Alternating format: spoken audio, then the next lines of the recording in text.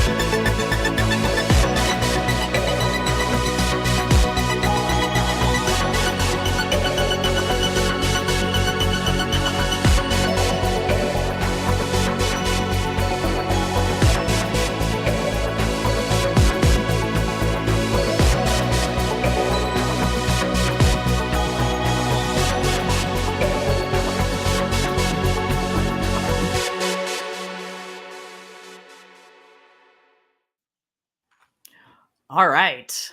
So, I don't know, Keith. Keith has volunteered to do the summary, but I feel like we have made you do this far, far too often. I've prepped for it, though. All right. If you would like to do a summary and tell us what happened in The Bounty, fall on that sword, my friend. Fall on that sword. So we pick up where we left off last episode. The Mandalorian with Grogu and Bo-Katan have joined up. Wait, wrong show. Okay. I know it does have star in the name. Prep for it. Okay. Right. Okay. So our crew is on the run.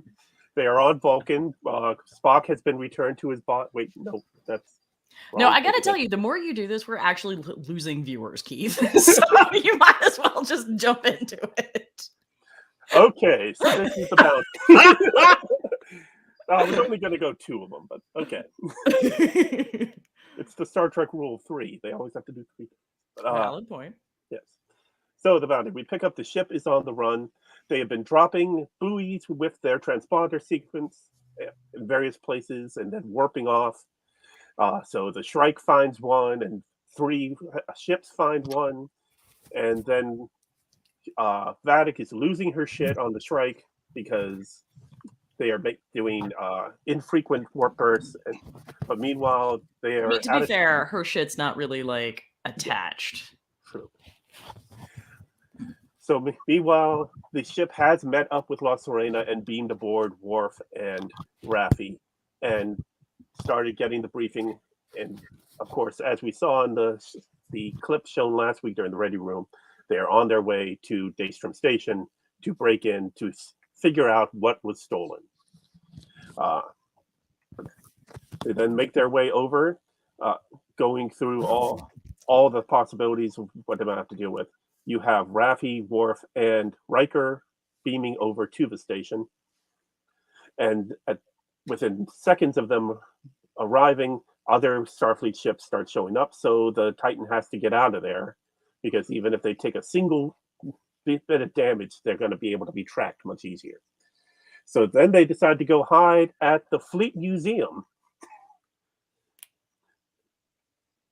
And so then we have the return of Geordi LaForge and the introduction of his daughter, Alondra, who is played by Mika Burton, LeVar Burton's actual daughter. They beam aboard, or Jean-Luc explains the situation. They decide to try to hide in one of the empty berths. And while doing that, Jack and Seven decide to do some sightseeing at all the past ships that are available there. The USS New Jersey, the Enterprise A, the USS Voyager, The Enterprise NX-01, though it's not seen, and the HMS Bounty, which had been left at the bottom of San Francisco Bay at the end of Star Trek IV: The Voyage Home. Or, as Ed Speleers proudly puts it, all right, the one with the whales. The one with the whales. Meanwhile, on the station, they are finding all kinds of weird shit being kept on Daystrom Station, including the body of James T. Kirk, which seems to have a heartbeat, according to the scanner, but also things like an attack tribble and a Borg Viculum, the Genesis device, at least the Genesis 2 device, so somebody made another one. Yes, Marco, there be whales here. Oh, Moby Dick. But Yes. then they run into the AI, these sophisticated AI, and Moriarty himself with his gun shooting at them and actually shooting actual bullets that doing actual damage. Back on the Fleet Museum, you have them trying to convince Geordi to help them, but him to point out that he can't just take away their transponder signal. So they decide, okay, so Sydney's going to stay with him, and they're going to go try to get Worf and Riker them out of there, and then go on and do whatever. And Geordi's just going to stay out of this adventure. Yeah, because the But new of ships course- are like Teslas, and they just talk to each other all the time. Yeah. Right. It's Because- it's Starfleet. It's Google Starfleet. Yeah. So that means that this would be it for Geordi in this adventure, but we know that can't possibly be true. So of course, it turns out that they stole the cloaking device from the HMS Bounty, installed it on, and that's their way that they're going to be able to get past Starfleet security and back to Daystrom Station. Geordi decides to come along because he's the only one that's going to be able to keep this stuff running. And of course, Shaw is absolutely agog that he gets to be with this engineering god that is LaForge. They make their way back to the station just after Riker and the crew find out that this advanced AI isn't Moriarty, but actually is the second golem created by Alton Soong that is made to combine his memories as well as the memories of before, lore, and lots of data, or both. Don't say data. Yeah. You get fired for saying data. You don't get another season for saying data. That's what happened to Pulaski. Yep. And of course, Moriarty turned out just to be part of the security system of this data run AI. Now, they're able to beam out of there as security is about to break down the door. Riker putting himself on the line, fighting back while they beam away. Now on the Titan, taking off with using the cloaking device to get away. They plug in this data golem, and Geordi tries to fix him to get him running. And we find out from them that the missing item that was stolen from the Daystrom Station is the body of Jean-Luc Picard. That one plot hole left over from season 1 of Picard. Why so many bodies, guys? Why? I like bodies. Meanwhile, I'm back gonna on, mute you. back on Daystrom Station, Riker's getting the shit beat out of him. And then it turns out that the person beating him is actually Vadic, and she beams him over to his ship and says that he's going to talk, and he refuses, saying there's nothing he can do. And then it turns out she has Deanna, because when she couldn't find Picard, she decided to go after all of Picard's friends. That means that she went and got Deanna first. So now all of the Next Generation crew have appeared in this episode. So everyone's back together.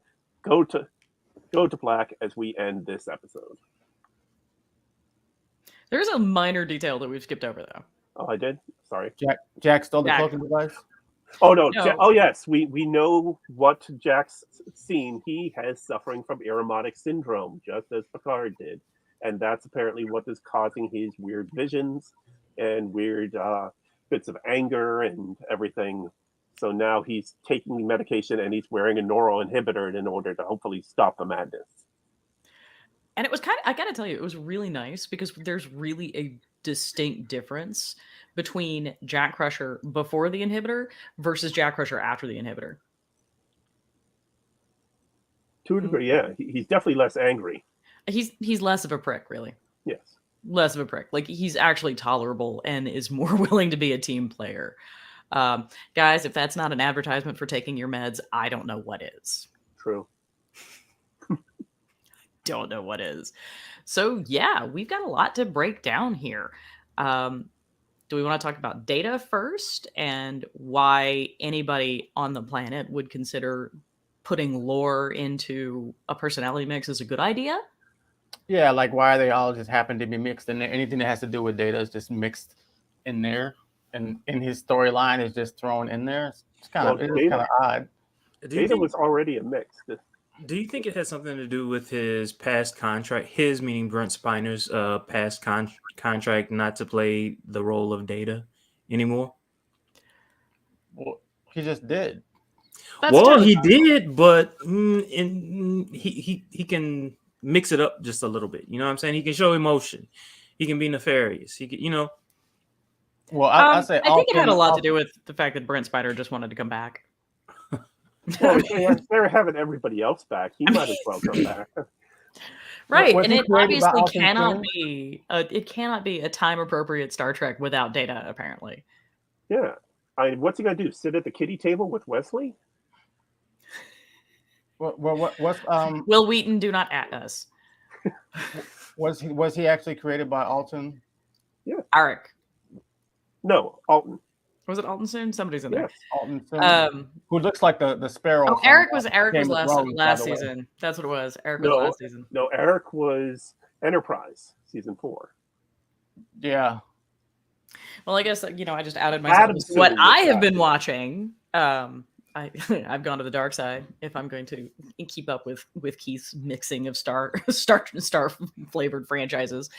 I may or may not have been embarking on a rewatch of Enterprise. Because what is Alton Soon from? Where do we know? Where do we know? We saw the final 2 episodes of season 1. He was the one running Capella Station on Gulion 4. Yes. Okay. He worked with Bruce Maddox to create all of the synths. And it was literally his golem that they put Picard into. So then he tried to make another golem, but didn't finish it in time before he died. So now we know that Alton Soon is gone. We found out in this episode. So. Or maybe he wants you to think he's gone. That's what happens. I mean, do we ever really lose the Soongs? Well, considering his work isn't finished, he seems like the kind of guy. I know. He seems like the kind of guy that would want to finish the job, and if the job wasn't done, then there's no. Well, they always come up with a reason to bring somebody back. Like, remember Tad and Dixie were supposed to get married, but then Tad died, but then he came back somehow, so everybody could see them get married. It happens. You're the only one getting that reference, my friend. Or the time Reva drove off the bridge and ended up in an Amish community 7 years later. That's all my children. No, it's my guiding light. Oh, I was like, what is going on? I mean, I didn't really feel like we could sink lower into nerdery in light of the fact that we are literally on a Star Trek podcast right now. But you guys did it. Like, well done. Hey, it's what I do. Well, when you grew up in the 80s, there's one television in the house. Yeah. And you're watching with mom. We watched a lot of CBS, you know what I'm saying? Guiding Light, Days of Our Lives. Well, not Days of Our Lives, whatever. Speaking of Data, I feel weirdly young right now. That Moriarty, because that was like my whole thing. Because I was like, hey, Moriarty's going to be the next villain of the next season. And then he showed up, and I was like, oh, shit, I was right. And they showed him for 2 minutes. And then he was gone. Was anybody else bummed about that? Because I was disappointed. I thought that was a fake out, and then I did not like it. I didn't like it. We're at all. gonna see him. And like, Pop Goes the Weasel makes him go away. Like, what? He did not deserve to be in the trailer at all. I agree with you on that one. Yeah, that's a surprise we could have kept as a surprise. It's kind of like a Rolaren thing, you know what I'm saying? Like, we were all excited, that she was there. Mm-hmm. But at least Rolaren had a whole story that went with her for that episode, and you got backstory, and you got resolutions between her and Picard, and then she went off and did all this. At least she had a story that they started and finished. Mm-hmm. They did Where a tease rollout Moriarty for had 6 months. nothing, you know. Right. No, Moriarty was there for like 2 seconds. He had a little bit more time than the Crow. Right, which I thought was a Raven. I thought it was a Raven. I thought it was like a poetic, like Edgar Allan Poe type of deal, and which gave more like communication to, hey, maybe this is Moriarty because he's smart and he's probably read that. Nope. Just a Crow. Just a Crow. Just a Crow, and not even Brandon Lee. Just saying. Not even. Just a fine Easter egg. Oh man, yeah, like and this this episode sort of like continued with the tradition that we've had throughout season 3 of just being like, so by the way, if you missed that Easter egg, we're gonna tell you where that's from. Right. Because 5 minutes later, like once Will Riker has sung Pop Goes the Weasel or whistled Pop Goes the Weasel, we get a flashback to Encounter at Farpoint when we actually see Data for the first time. And after that flashback, Riker was like, oh, so I taught that many years ago to my friend who, dreams of crows and wanted to beat Moriarty and can't whistle for shit. And I was like, oh. Okay, guys, we gotcha. I was like, really? I love how when they were talking about the AI, they're like, it's a sophisticated AI and it can think for itself. And it's like, we've had You're like, that would be the point. It's like it can make decisions and think for itself. And we're like, oh yeah, we've seen that. What are you talking about? That would be the point of an AI, guys. I would like to point out that all of the secrets of tonight's episode were in the end credits of every previous episode. Also when true. The music showed up in the credits, that's Pop Goes the Weasel. And right before it, what does it show on the screen? The Klingon cloaking device. Yep. In the museum. The stuff from the museum, everything that we were, except for the fact that they had Picard and Kirk's bodies in the fleet, in Delta Station. So I thought about it, but I didn't go back because I was like, wait a minute, was all this stuff in the credits before? And I didn't go back and watch the credits before. I was like, have they been showing this the whole time in the credits? Sir. Mm-hmm. And then I saw something later on, which was like, well, I haven't seen that yet. Maybe that's an episode next 2 or 3. Yeah, no, because we're like, apparently the end credits are literally Star Trek Horror Story. Pretty much. Well, like in the end credits, it showed a brief flash on the USS Constance and it being at the Battle of Wolf 359, which we found out about 2 episodes ago. But it was from the beginning. It was there. It was hinted to. And there were other things. Even the image of Jack's brain that they used at the beginning of this episode to show the Aromatic syndrome is been in the credits from the beginning. I have to say that is pretty cool that they did that. And you always wonder why they choose this shot, why they choose that shot. I used to do that with Discovery because there's a lot of discoveries, a lot of just images and stuff that are going together, and you're like, why did they use that? But yeah, there's a couple things that are still in the credits that we haven't seen yet. So hey, we got 4 more episodes. We do. But yeah, no, again, I do want to actually talk about this whole lore thing because I just don't understand why. I can sort of see, B4 was the prototype that didn't quite work. So why he's in there, I'm not entirely persuaded. Makes any sense. But why would lore be in there? Like, why would they? Right. I mean, this is a very, very weird choice. Unless, of course, what this is basically hinting at is that we're going to have, a betrayal in a couple of episodes, to extend the story a little bit. Because we already saw that in the trailer. We already saw LaForge looking through the window and seeing Lore standing there. But why? Again, why? Like, what is the logic? What's the logic going into this? I mean, thematically, it makes sense, right? Because the bounty is all about the nature of legacy and the nature of the parent-child relationship and what you can pass on and what you can't pass on, and how ultimately you don't really have any control over that. Right. And it's actually up to the children to integrate that and create a person out of themselves. And we see Sidney LaForge do an amazing job of it. Yes. Jack Crusher is on his way. Mm-hmm. And And then he's hitting on Sydney while he's doing it too. Yeah, I think they might be doing the mushy mushy later. right, but like I gotta tell you, that would be that would be a Star Trek romance I would watch. Not gonna I lie. would be okay with that. I They was already like, have a nickname. It's according to Twitter that's been, and Terry Metalis has agreed to it. La Crush. because he would make him a better person, and he would make her more outgoing and stronger. I don't know, man. Like, I have a sneaking suspicion that the only reason Sydney has been even remotely retiring is because she's an ensign, and she's very aware of the fact that she's an ensign. Because every time that it has come down to brass tacks, Sydney LaForge has kicked ass and taken names. Yeah. Mm-hmm. She's Every prevalent. single time. Yep. So, That's I mean, probably and LeVar even up Burton to saying that. even up to and including standing up to her father and basically being like, "Look, Dad, you're being a Titanic dick, and I need you to stop."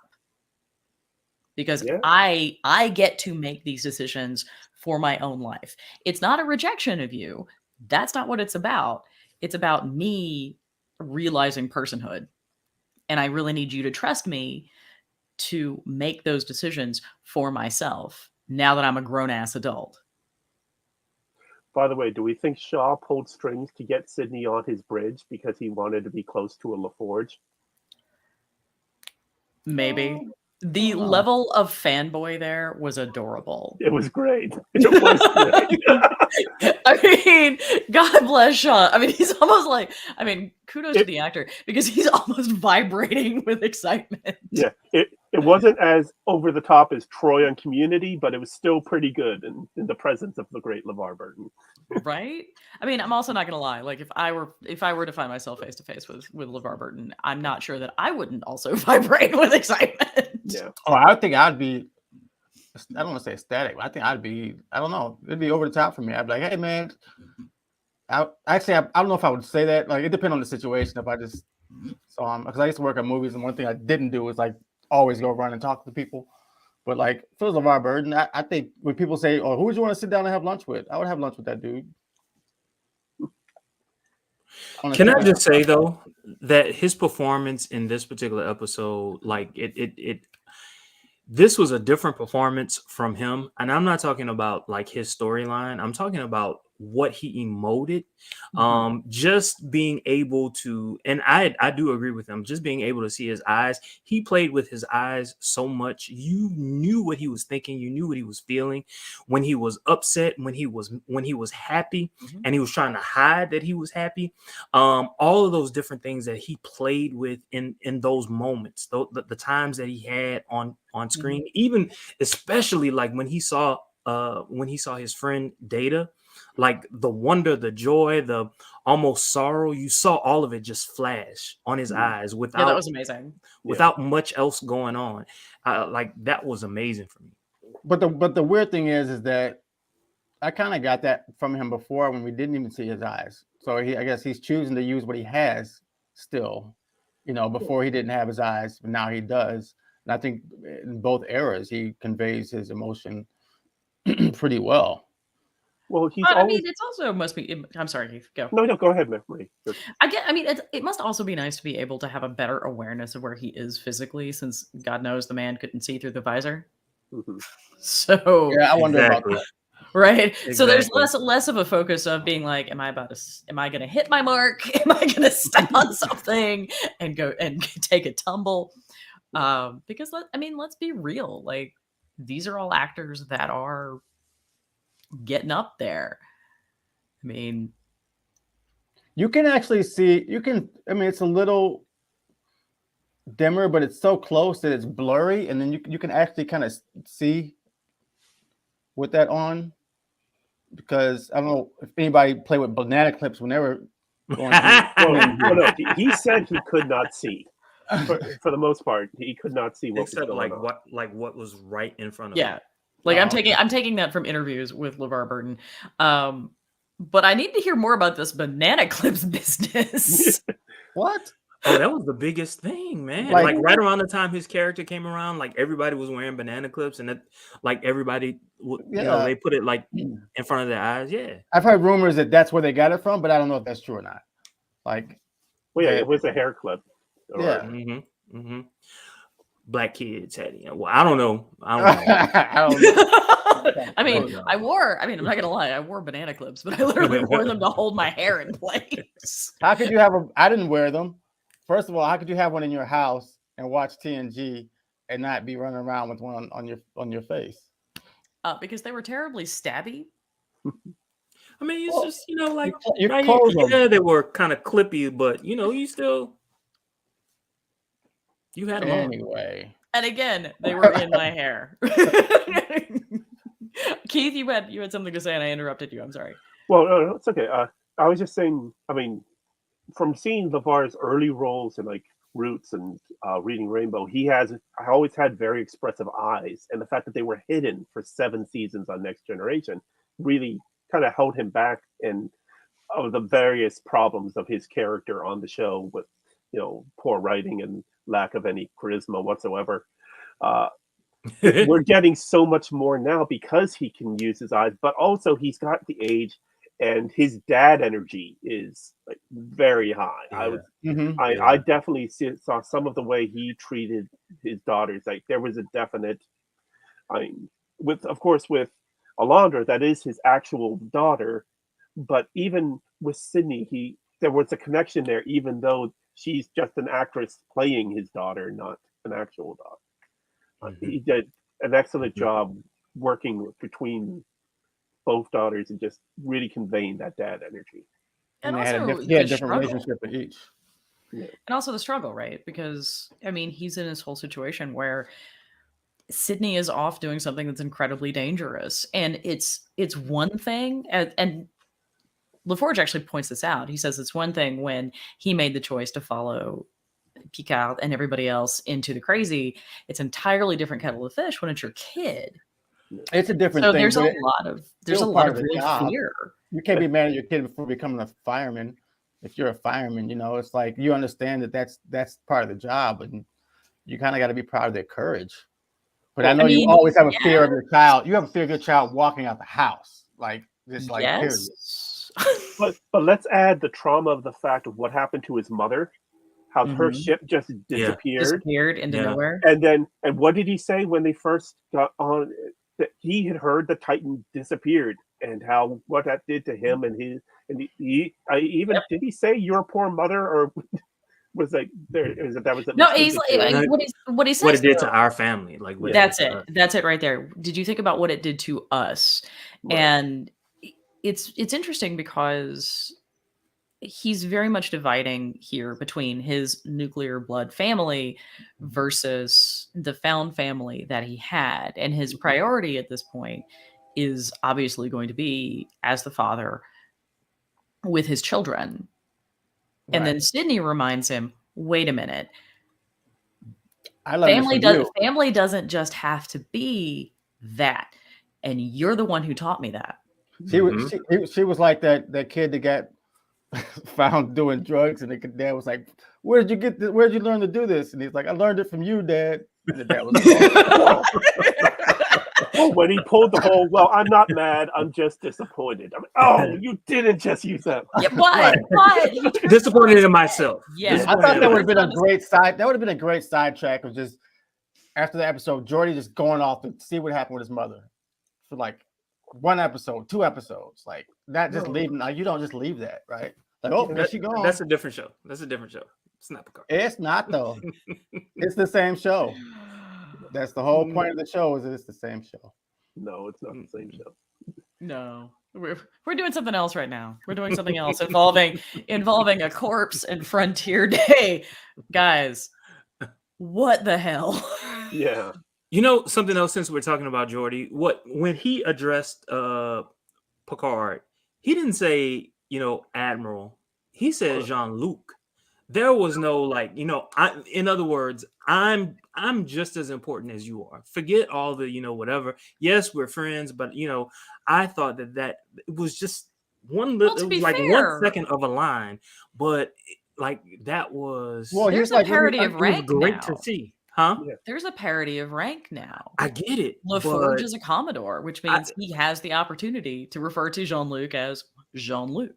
Plus, he put his daughter at risk. Fugitive so it doesn't really matter. And plus, I think that's going around the whole show is everybody's trying to throw away these ranks. I mean, even when Worf comes on, he's like, "Oh, Captain Riker," it's like, "Yo, call me Riker, man, because we go back." Will. He said, "Call me Will."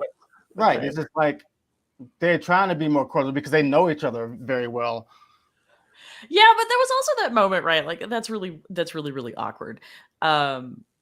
I don't know if this happened to you guys, but like my mother taught in the high school I attended, right? And so when I was growing up, like all of her friends were teacher friends that I would eventually have class with. Mm-hmm. So I've graduated from college. I've graduated with a master's. I've graduated from law school, right? Like by any real metric, I should be an adult. And I'm literally looking to this lady, you know, saying, well, Mrs. Blah, blah, blah, you know, before responding. Exactly. And she looks at me and she's like, Marie, you're not a student anymore. Right. Well, you know what? Yeah, I Nancy. agree. And I'm over here like, I really can't. Yeah, I really agree. can't. I had that It's with that all level my. of After I went to high school, after I graduated, maybe after I graduated college, so I went back to my high school, and some of my teachers were still there, and I was like, "Hey, Mr. Braglia, blah blah blah." And he's like, "Jason, hey man, you're a grown man. Call me John." I was like, "Okay, Mr. Braglia." I had that with all my scout leaders when I got to over 21 as assistant scoutmaster. I'm like, I can't call you anything other than Mr. So and so. right. Yeah. It's that level of respect that certain people are due. Yeah. And he dropped it quick. It just wasn't there for him. Because his Well, he daughter wanted was to put him in his place. He wanted Yeah. to come to him on a level that says, "Look, I'm coming to you as an authoritative figure, and I need to tell you what you need to do and what's going on. I am not here to be your friend." I am also here to make you question your view of the world. Yeah. He was like, "Remember that time I liked that girl, and there was a dog, and none of y'all was on my level, so." Oh my God! Did you really have to go to Aquiel there? Yeah, Aquiel. No, I the kept dog telling was you, and you didn't believe me. So, in retaliation, Oh, don't ask me for favors. oh my God! No, Yeah. Oh, I also like the fact that we have tap danced around telling us who Geordi's wife is. yes. Like We're she never doesn't gonna have a see it. name. That's not even the tap dance. There was no dance at all. Yeah, we're never gonna see it. I mean, it was mentioned in All Good Things. It's Leah, and we're supposed to accept that it's Leah Brahms that he broke I apart. don't know. I don't know. Oh. This is a totally different world, and as evidenced by the fact that apparently Jack Crusher knows what the hell the USS New Jersey is. Yeah. Well, I mean, Like Tom what? Paris, that's no different than Tom Paris knowing like every car or airplane that came out. Well, remember 20th in century. Relics, Picard said that there was an old Constitution class as part of the Smithsonian. So now we are to assume that the USS New Jersey was that ship that was. Well, right, but we don't know why. Like we don't know what was so special about the New Jersey, and that's kind of my point. Right.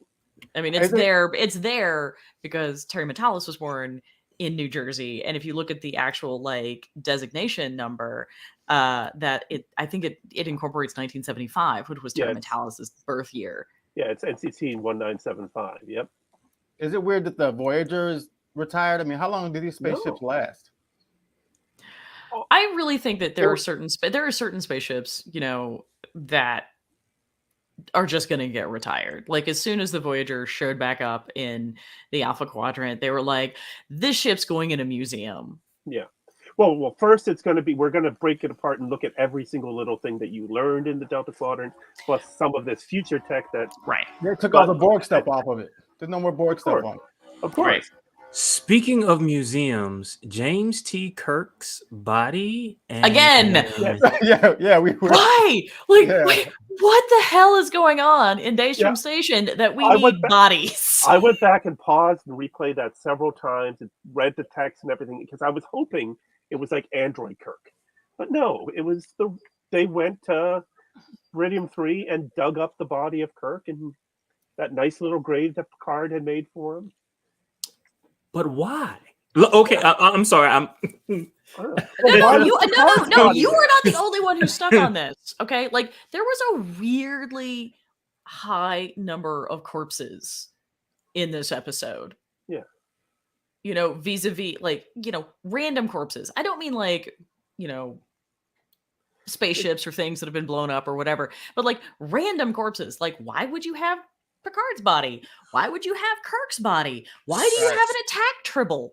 So it And was that- mentioned. Let's watch the show one episode with attack tribbles. How horrible would that be?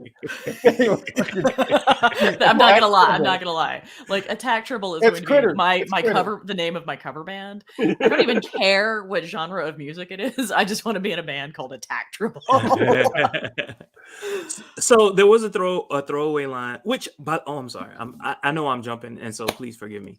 But before I get to what I really want to talk about, Worf was like on fire with all of his one-liners, Yes. like extremely funny, like Mhm. Even But when he anyway. wasn't trying to be. Yeah. exactly. I exactly. just said it.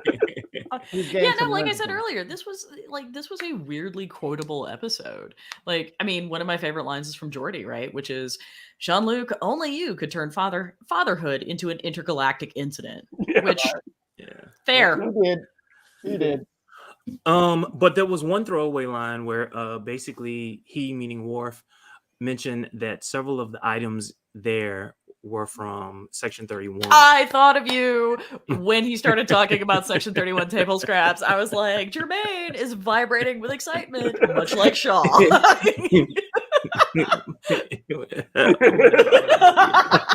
Are you okay? The man No, I had a whole episode on that right You there. seem a little You can do a giddy whole there. episode. No, I'm just saying, it gives me hope. It gives me hope for Section 31. Yeah, That's what it is. which I really hope we do eventually get to see. But I'm not gonna lie, I was watching this at like 5:45 in the morning, and I scared the bejesus out of my cats when I was like, Jermaine! Like, I think Maddie, like, Siri actually levitated, like it flew. And Maddie would have levitated, but gravity is not that cat's friend. Anyway, You think they should have gave Data a deep fake No. instead of like having him be old? And that's always weird to me watching him get old and have excuses for him getting old.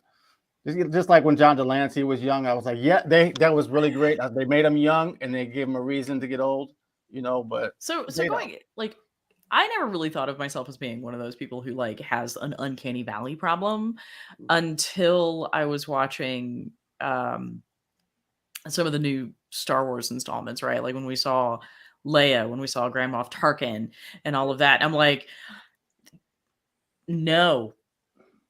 Yeah, No. The eyes. no, The eyes just don't work.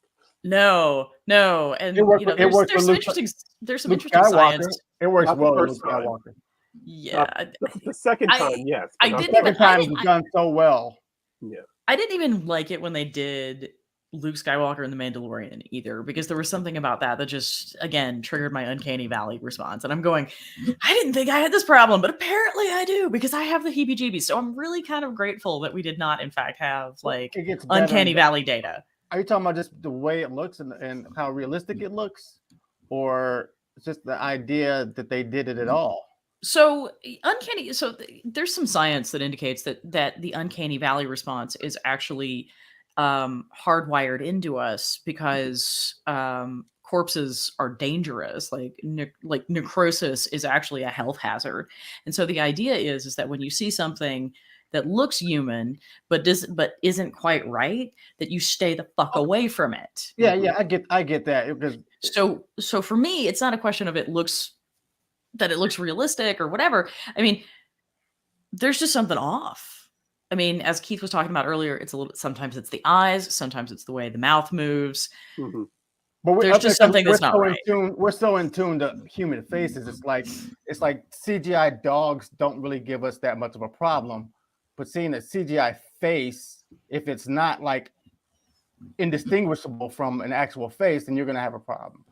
You know, CGI dogs don't look right to me in the face. They're in the mouth. There's something about a dog's mouth that they haven't gotten right in CGI yet that I've seen. You're a dog person. I got to tell you, I haven't spent that much time with dogs. Like it. I think Nope. when I saw it, Luke Skywalker, and we're jumping ships here, but on Boba Fett, I thought they did a great job, and I was just surprised at how long the great job was happening. I'm like, oh, it's been 20 minutes, and they're still doing a great job with this. In Book of Boba Fett, they did a much better job with Luke, much better than they did at the season finale of the previous. Well, of course they did, because Disney drove several trucks of money. Yeah. Oh yeah. Up and set one on fire just to prove that they were serious. Yeah. So no Tupac concerts for Marie. Got it. No. I don't think I could do that. I'd be like, nope. Marie, did you see the Chippendale movie that came out a couple months ago? No. At that would be a hard pass. It was good. It was better than I expected it to be. But at one point, they're on the search for Monterey Jack, and he's apparently gone missing in the Uncanny Valley of Hollywood.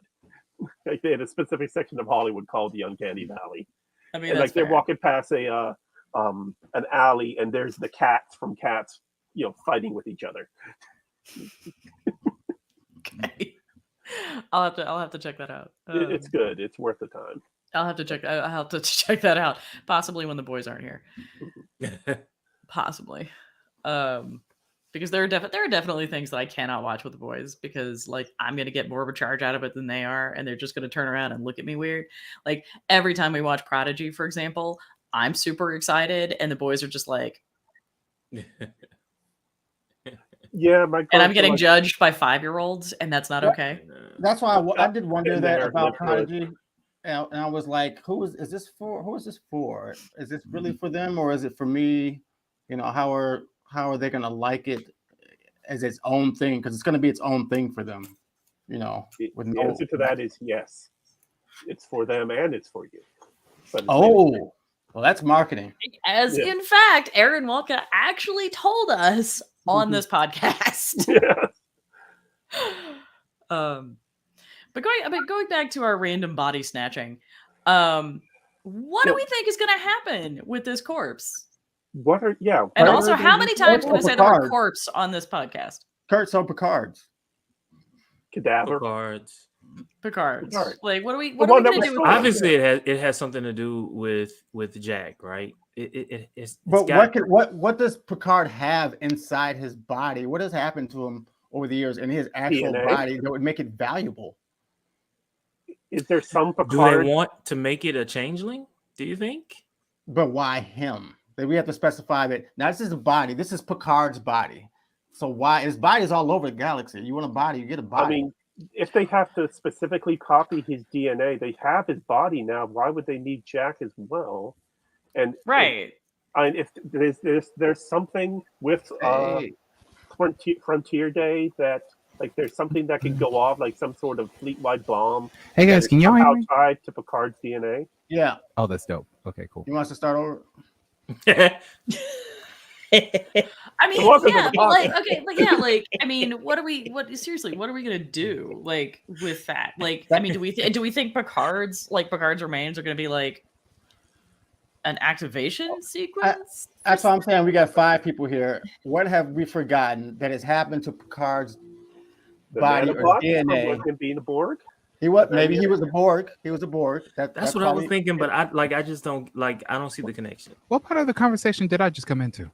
Star Trek. There has not been a good part of this conversation because this is literally an episode in which we had 2 famous bodies and we're just not sure why. We're coming up with fun things to do with Picard's corpse. You got any ideas? I mean, so we're talking about his body now. Yes. Right. And also, how weird must it be for Picard himself to be like, yeah, so that's my corpse. You're like, not again. Can we? I want to take it this route because this is not this particular storyline, but this particular shocking idea was what was supposed to happen in the film that shall not be named, because Seven was originally supposed to be on the ship and not Troy. Even though I would have loved to have them both. So now they're kind of doing everything they wanted to do and then some. So it's like having another Shinzon of sorts. What are they going to do with it? Are they going to make him his other half a bad guy again, like they did his clone, or what? By the way, Shinzon's weapon is at the Daystrom station as Yes, well. also it was true. the first thing we saw. Because I Also saw true. the Genesis 2. I saw Kirk's body, which I'm thinking is from the No. Return, the book, right? No, No. the books don't figure in. No. Okay, I just know I They're saw a still body. they're still memory beta canon. They're not. Yeah. Okay, so they're not a thing. But also, did y'all see? And y'all probably already saw this. But did y'all see the half and half NX-01 and the Constitution combined? Like, Yeah, oh my god, yes. yes. So it's canon now, guys. It's not just fic. It's just so cool. Anyway, I don't know what the hell y'all been talking about, but I'm here. I wanted to. I just wanted to be here and be on my mic, even though my room's not done, but my computer setup is. So like, yay! So like, hey guys. Hi. I mean, you sound great. Yeah. Thank you. I mean, you should, given what kind of mic you have. Oh, right. Like I finally managed to hook this whole king caboodle up, and I got lights now on the desk, and I'm like, oh, all right, this is great. Got a Now, whole like, studio going now if on. I could just run home after work like hi-ho silver and hope these guys can hear me, because I'm like, I don't want to miss this. This was such a good episode. Like, at least to me it was. Like, it was great. Like, I couldn't stop smiling. I cried once. As soon as I saw Troy, I cried. No. I said, no. Do we think she's actually Troy, by the way? Oh, Yes. absolutely. Yeah, We yeah. do. We think she is. She Yeah, could be a I do. shapeshifter though, because that would be easy for them to do. Well, No. Exactly. they said Yeah. beforehand who are all of Picard's connections and loved ones that he Right. returned to. It doesn't You mean that they right. wouldn't got her. Though. Yeah, What it about could his, be. his Romulan women? Didn't mean nothing, I guess. Well, he just got with her. Right. And he leaves her at the drop of a hat. Like, I mean, he leaves her to He go leaves running, her, go running after the ex-girlfriend, right? Like, He's I like, mean, baby, I But you know love what? you. Who's to say they didn't get her? No, That's true. we don't know. I mean, mean, do we we know only if saw I one- mean, do we know if Orla Brady No. is meant to be credited any further? I don't know. I Maybe thought she was going to on be the on last 2 episode. episodes. At least the last She episode. might be on the last episode of the season. Though. Gotta be. Gotta say Hey, our we're- goodbyes. We're all familiar with the term Mary Sue, right? Yes. Yes. Mm-hmm. So what's the equivalent when, not that you do everything, which is pretty much a Mary Sue who does everything, Uh-huh. but when everything just happens to be about you, like Michael Burnham. Oh. Jesus no, Christ. Burnham was just like one season was about her. I'm talking about like Picard, where it's just like so much shit that happens just happens to be about Picard, like all the time. It's about, it's about your son. Oh, it's about your body. Oh, I it's mean, about, the show is called Star Trek Picard. Yeah, but also, Like, how often Rambo in isn't the about show, Rambo. like how often in the show has another character looked at him and been like, "It's not about you, Jean-Luc," and yet it is. it's always about him. Always, I- Fucking always. hubris. Look, he Patrick Stewart said it plain and clear. This is not the next generation. Like, No, we're Like- aware.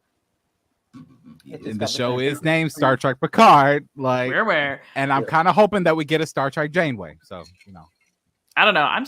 I really want to watch. I now want to watch like the Raffi and Worf dynamic duo. So Yeah. did Raffi and Seven really did break up? Did they really break up for real? I Yeah, mean, it's that hinted. was awkward. It was Like, so that whole awkward thing because was awkward. I No, loved Worf trying to let it down. Oh, thank God. No, because Guys, Oh, I was funny.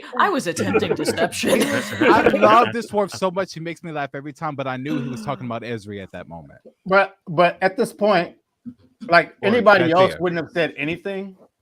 But we know it's Worf, so he's gonna say something if he's thinking it. You know, he Worf just is blurted it funny. right He out. really has been working on himself. I'm here for it. He should be my uncle. He's been meditating. Uncle Worf. I do. I want to have dinner with Uncle Worf and Uncle Martok. Oh, that would be very loud. Exactly. Yeah. Very loud. Also, like, so what are our favorite? Like, we've got some time. So, what are our favorites of the one-liners that we've heard Ooh. in this episode? I think that might have been it. The attempting deception. I don't recall all of them. We're all gonna die. Right, I mean- that was pretty good. I mean, it was The world even doesn't though- make sense anymore. No record. Yeah. Oh, Even that was though such a boomer line there. I know, right? Like, I mean, seriously, could- like, Any boomer has said that line within the past 4 years. We're all gonna die. That's such a classic.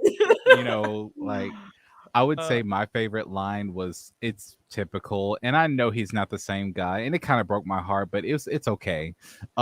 Greetings, old friends.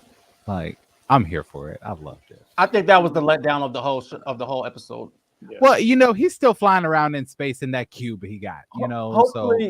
Hopefully he pops up again, but probably not. I think him being there was kind of like He's on Barclay's desk at Starfleet Academy. That's where he is. Maybe on the bookshelf.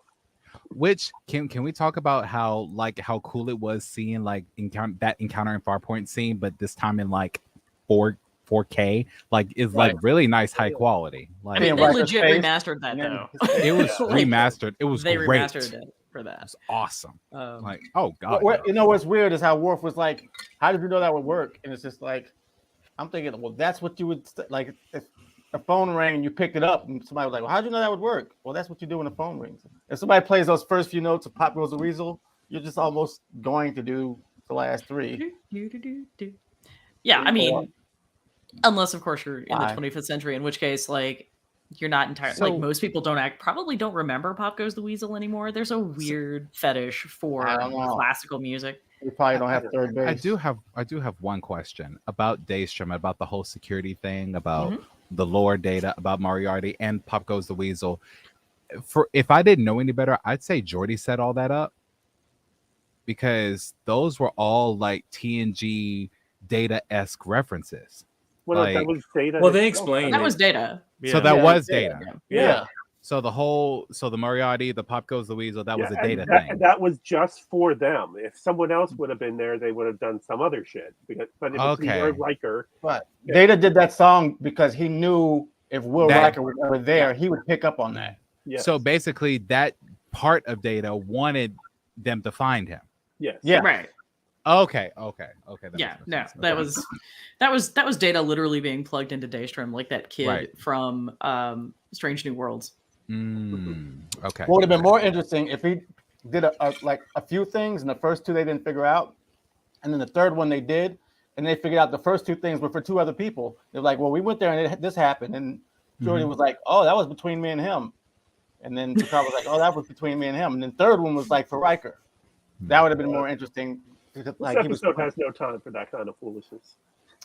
Sure it does. No, there was plenty of other foolishness that it was Right. making time for. Absolutely. You could have did that instead of Moriarty.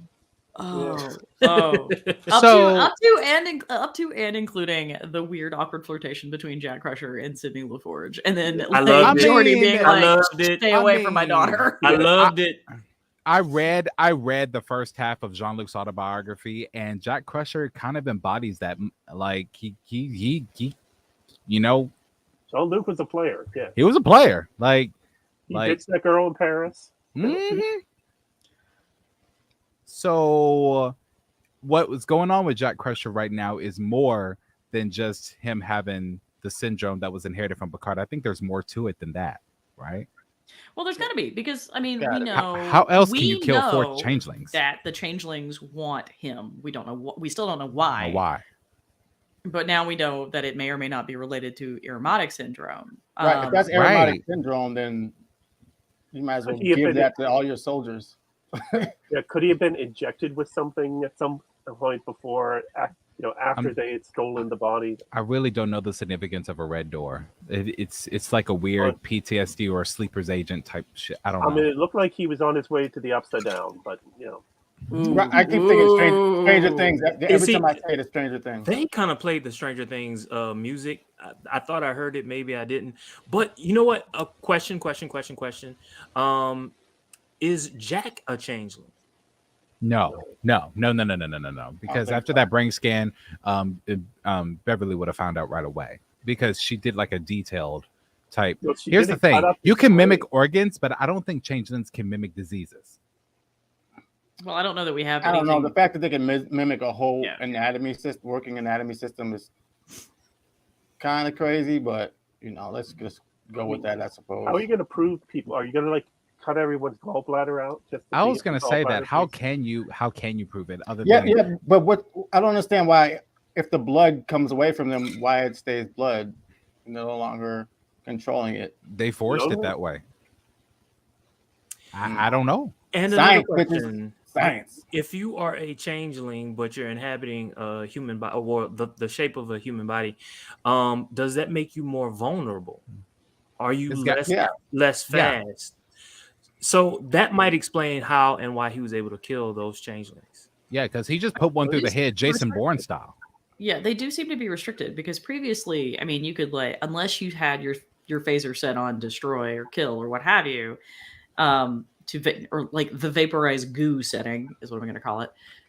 I mean, you couldn't take down a changeling, but here we literally have shots onto a changeling body that would be fatal to humans or a humanoid are taking them down. That's not something we've ever seen before, nor is that something necessarily that makes any sense. It's not. It's not like something an advantage. Because how about you could do the thing internal body to get through the scan to get on the ship, but once you're on the ship, you don't need all that mess in there no more, right? You just need the outskirts. I mean, you're not going to go to all that work and then just get rid of it as soon as you get on the ship. Get Right. the scanner. I feel like it takes more work to maintain it than it would to unmaintain it. I'm not a changeling, so I don't know, but But we do still know that they have to revert to a goo state. Yeah. Jason, thank you for clearing up that you're not a changeling. I was really worried for a minute there. If I said you gotta believe obviously, you don't know my life, Keith. I gotta tell you what's last week. Hey, I bought both of your books. I know your life. You're gonna call me out. I mean, we should have suspected that he was a changeling last week when he claimed not to know who Tasha Yar was. Yeah. I thought he was being sarcastic. No, we know he was. He was. Yes. Absolutely. It's Jason. I was trying to be funny, guys, and y'all are just killing it for me. Just killing it for me. We all know I know who Kashyar is, right? Yeah, I think so. He's our show's dipshit from Chicago. So we got. Gee, man, I don't know whether to thank you or slap you in your face. I don't know what's going on. Oh my gosh! Speaking of again, like, can we go back to the dipshit for Chicago for a second? Because, like, I mean, that moment when Look, LaForge is like, "This ship is a model, like just a model of a marvel of maintenance," and like, he's just like, ah! 21st century duct tape. Right. I mean, what it indicates though is that Shaw is competent. Yeah. I mean, there are people who have like very strong survivor syndrome, PTSD, and they with enough help, which I'm assuming he functioned well. He may not feel well, but he functioned well. But all it took was enough oomph to make him lose it. Speaking of which, I heard that he was only supposed to be on for 6 episodes, and now we're at number 6. Are we going to see him after this? Wait, Shaw? No. I had heard that his arc covered the first 6 episodes, and I believe he still could be on. It's just he won't be playing as strong a character because we got the whole crew back from Next Generation now, and there's not enough screen to have all of them plus Rafi and Seven and Cindy and Alondra and Shaw. So. Those people are just making all the decisions on this ship for him. Did you notice the rest of the Titan crew disappeared this episode? Yes. Yes. On the bridge. Yes. Who disappeared? Everyone except Sydney. Yeah, he was gone. Mara's gone. The other woman, I don't know the name of. I mean, I'm just gonna say that maybe they had to take a nap. Yeah. And Seven was handling communications. I mean, you know what I'm saying? Like, yeah. It was a way to save money. Yeah. Right. Well, right. This another way for just Captain Shaw not to be a good captain on his own ship by just simply the fact that they don't have enough screen time for him. Now he can't even.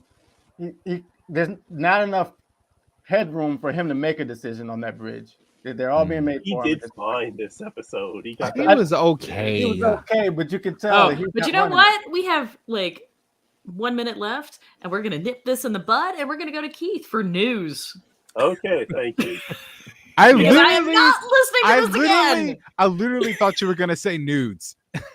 Like I wasn't ready. It's not. No. This is not FPP. This is not that kind of show. I know. You know what? Okay. First of all, I'd like to wish a happy birthday to Amanda Plummer, Vatic herself. Today is her birthday. Hey. If anyone was a fan of the Eagle Moss models, they are back for sale as of this past Sunday. Master Replicas had bought up all the inventory and released the first dozen or so ships. Every 2 weeks, they're going to be releasing another dozen or so. I picked up my own USS Nog of the Eisenberg class, and coming in the mail any day now. My girlfriend's going to kill me unless I get a bigger house. Akiva Goldsman has let it be known that season 3 of Strange New Worlds is about to begin filming, even though they have not yet announced that there will be a season 3. And he expects any day now they're going to announce not only season 3, but also the premiere date for season 2. Terry Matalas has said that his hope is that he wants to continue working with this crew after Picard is over with the spinoff, which would be called Star Trek Legacy, which he has been very open about. And there's at least 2 online petitions to try to get him to helm that type of show going forward. So that would be the Titan crew plus Raffi and Worf. Just keep on going. Can I ask a question? What is the difference between Alex Kurtzman and Terry Matalas? Terry Matalas is the showrunner just for Picard. Alex Kurtzman is the executive producer of all things Star Trek under Paramount. He is the one starting with Discovery. Discovery, right? Yeah. He is helming all Star Trek projects. He's the one that's making sure all of them are working, and also in doing so, making sure that there's possibilities for crossovers, but also so that there's not duplication in stories. Okay. A rumor came out this week of a potential spin-off, Star Trek Dominion War, which would pick up in the immediate aftermath of the end of the war in Deep Space Nine and deal with some of the various goings-on after, and possibly the beginnings of this radical group of changelings that we now see at Picard. Okay. For those going to the comic book shops today, Star Trek Aliens graphic novel was released, which was a combination of the 3 special edition one-offs, Star Trek Klingon, Star Trek Ferengis, and Star Trek Trill. Oh, so not Xenomorph. No, because I want to write that one. And finally, Ramadan Kareem. May this Ramadan bring the blessing of peace and harmony to all who worship. Today. Yep. First day. Today. Yep. Yes. All right. Assalamu alaikum. So that's where we are. That's where we think we're going to go. Same bad time, same bad channel next week. Yep. Make sure to like and share. Leave your comments below. Oh, and also on Facebook or Twitter or wherever you might find us. If they're showing it, we're doing it. Absolutely. That's a very, very wide grant there. Just saying. let's just but so before that gets any weirder, beautiful bean footage. Next week's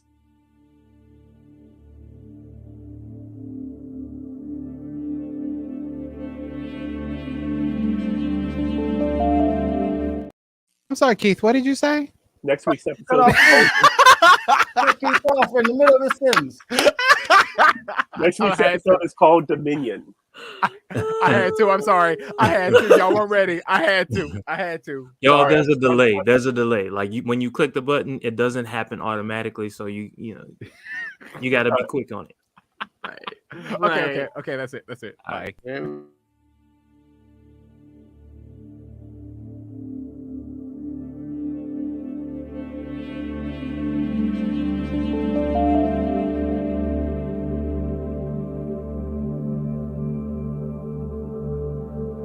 Yeah, absolutely. Yeah, I'm not gonna ever say it on the internet. Yeah, never.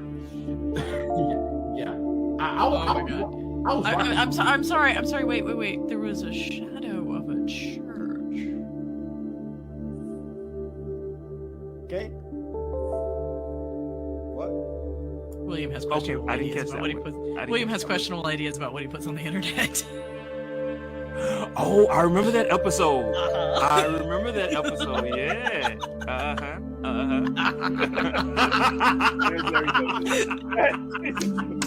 Wait. What? Wait.